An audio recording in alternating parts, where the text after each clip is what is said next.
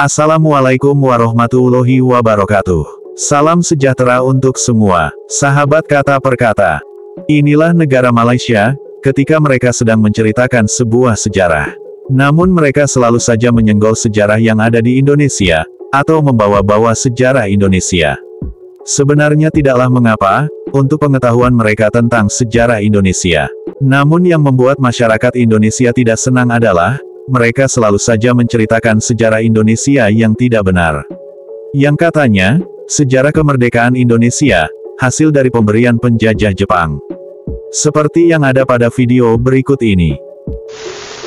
Dia pun datang untuk membebaskan negara kita daripada British, itu tidak diberitahu, dan dia datang membunuh orang Selangor sebab orang Selangor sangat setia kepada British. Dia menjadi ketua kampung dibunuh sebab dia melaporkan pada polis mata-mata lah kali baru British. Oleh sebab itu Jepun dia datang untuk membantu umat Islam, sebab satu-satunya negara yang bersifat dengan Islam ialah Jepun dan Jerman. Tetapi sampai sekarang tuan-tuan mengatakan Jepun datang menjajah tanah Melayu, sedangkan dia datang untuk mengusir British dan dia memberikan kemerdekaan kepada Indonesia. Indonesia diberikan kemerdekaan oleh Jepun, sejarah tidak pernah tulis. Di Malaya, kemerdekaan diberikan oleh Jepun kepada Dr. Wahidin Hilmi. Dr. Wahidin Hilmi telah mengisytiharkan kemerdekaan negara kita pada 12 Ogos 1945 ketika Jepun telah kalah. British belum ada, tetapi orang Melayu sangat rindu dengan British. Mereka memanggil British kembali, dan kemerdekaan yang diisytiharkan oleh Dr. Wahidin dibatalkan. Begitulah isi video yang telah kita saksikan. Yang katanya, kemerdekaan Indonesia didapat dari hasil pemberian penjajah Jepang. Untuk itu bagaimana menurut sahabat kata per kata, dan silahkan berikan komentar. Kemerdekaan Indonesia adalah kemerdekaan yang murni, hasil dari pemikiran anak bangsa Indonesia. Para pemuda Indonesia lah yang memaksa Presiden Soekarno, untuk mendeklarasikan kemerdekaan Indonesia secepat-cepatnya. Ya, memang, penjajah Jepang menjanjikan ingin membantu untuk kemerdekaan Republik Indonesia, dan juga Malaya, yang kini menjadi Malaysia. Namun para pemuda Indonesia mempunyai firasat, kalau Jepang nantinya akan ada main dengan Inggris. Dan menurut para pemuda Indonesia, Jepang telah ditaklukkan oleh para sekutu, dengan cara menghancurkan kedua kota yang ada di Jepang, yaitu Hiroshima dan Nagasaki. Jadi Jepang telah dikalahkan tanpa syarat. Dengan begitu, Jepang tak memiliki kuasa atau hak untuk menentukan kemerdekaan Indonesia. Indonesia mengambil kesempatan untuk mendeklarasikan kemerdekaan, karena adanya pemikiran para pemuda Indonesia, yang menginginkan Indonesia secepatnya mendeklarasikan kemerdekaannya. Lalu bagaimana dengan Malaysia, yang waktu itu juga mendeklarasikan kemerdekaan dengan nama Malaya? Burhanuddin Hilmi mendeklarasikan kemerdekaan Malaya, namun para warganya serta para raja-raja semenanjung ujung Medini tidak setuju. Karena mereka tidak merasa dijajah, karena menurut mereka, tentara Inggris telah melindungi mereka. Menurut mereka, jika Malaya mendeklarasikan kemerdekaan, lalu siapa yang akan melindungi mereka, jika bangsa-bangsa asing kembali datang untuk menjajah? Lalu Burhanuddin Hilmi dianggap sebagai pemberontak, oleh para raja-raja Melayu semenanjung ujung Medini, serta oleh para warganya. Dan pada akhirnya Inggris memberikan kemerdekaan, dan dibentuklah oleh Inggris segala sistem perundang-undangannya, termasuk dengan sistem perkauman yang harus dijalankan di Malaysia, jika ingin mengambil alih kepemerintahan. Dan itu menjadi suatu syarat yang diharuskan untuk ditandatangani oleh 9 para raja-raja Melayu semenanjung ujung Medini. Dengan nama negara Malaysia, Tengku Abdul Rahman mendeklarasikan kemerdekaan. Lalu siapakah sebenarnya yang kemerdekaannya didapat dari hasil pemberian penjajah? Apakah Indonesia? Tentu saja tidak. Indonesia memperjuangkan dan mempertahankan kemerdekaannya dengan melawan para penjajah Inggris. Setelah Indonesia mendeklarasikan kemerdekaannya, Indonesia bukan bangsa pecundang yang takut mati sebelum berperang. Tidak seperti kaum Melayu Malaysia semenanjung ujung Medini, yang takut melawan penjajah, yang sama saja seperti para raja-raja Melayu semenanjung ujung Medini, yang takut mati sebelum berperang.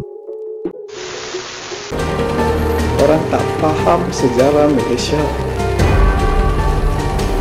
Mereka membaca buku yang ditulis oleh orang yang juga tak faham sejarah Malaysia. Kalau kita faham, seperti Tun kata tadi, dari awal lagi kita sudah tahu pihak British tak pernah menjajah kerajaan Melayu.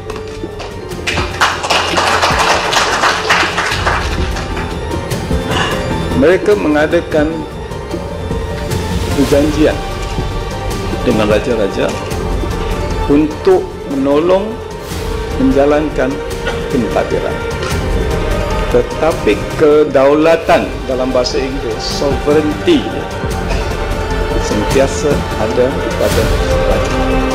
Jadi raja-raja itu dipanggil raja berdaulat. Macam kena scam je merdeka kita.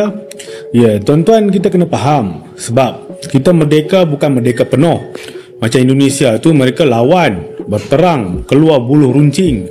Kemerdekaan kita ni diberi di atas dulang perak dan dikenakan dengan pelbagai syarat. Antaranya British, bila British membawa masuk imigran Cina dan India sebagai buruh di Melaya ni.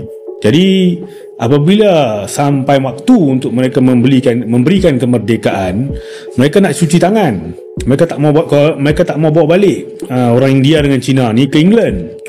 Jadi mereka paksa pemimpin kita untuk terima imigran. Itu syaratnya. Kalau nak merdeka kena terima orang Cina dengan orang India. Kemudian estate British harus kekal menjadi milik British. Sebab itu banyak estate itu kekal milik British walaupun dah merdeka berpuluh tahun, sehingga kita dapat balik pada tahun 1981. Kemudian dasar-dasar kita, ekonomi kita mesti pro kepada British, mesti mengutamakan barang-barang British. Pelbagai syarat dikenakan kepada kita. Setelah kita bersetuju, barulah kita mendapat kemerdekaan. Jadi saya cakap ni sebab bulan ni bulan kemerdekaan. Sebab itu saya ingat Dato' On menyebut bahawa kemerdekaan kita ni adalah kemerdekaan separuh masa. Jadi ya, saya rasa benarlah apa yang disebut oleh Dato' On itu, bahawa kemerdekaan ini kemerdekaan separuh masa, tuan-tuan. Sebab apa? British masih lagi mengekalkan indirect rule terhadap negara kita walaupun telah merdeka, tuan-tuan. Jadi inilah hakikatnya yang berlaku, dan bagus juga kalau kita reflect semula perkara ini pada bulan kemerdekaan ini, kerana pihak penjajah ni menubuhkan pelbagai institusi untuk mengekalkan penjajahan mereka dalam bentuk baru walaupun mereka telah memberikan kemerdekaan. Ini berlaku di negara Dan itulah Malaysia, yang sebenarnya tidak pantas disebut sebagai negara yang merdeka.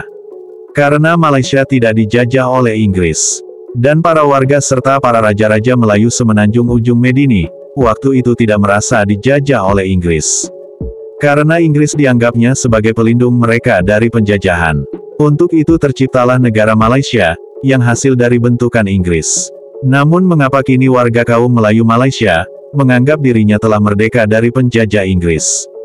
Itulah negara Malaysia yang disebut sebagai negara yang membingungkan, yang sedang mencari identitas jati dirinya. Cukup sekian pembahasan kali ini.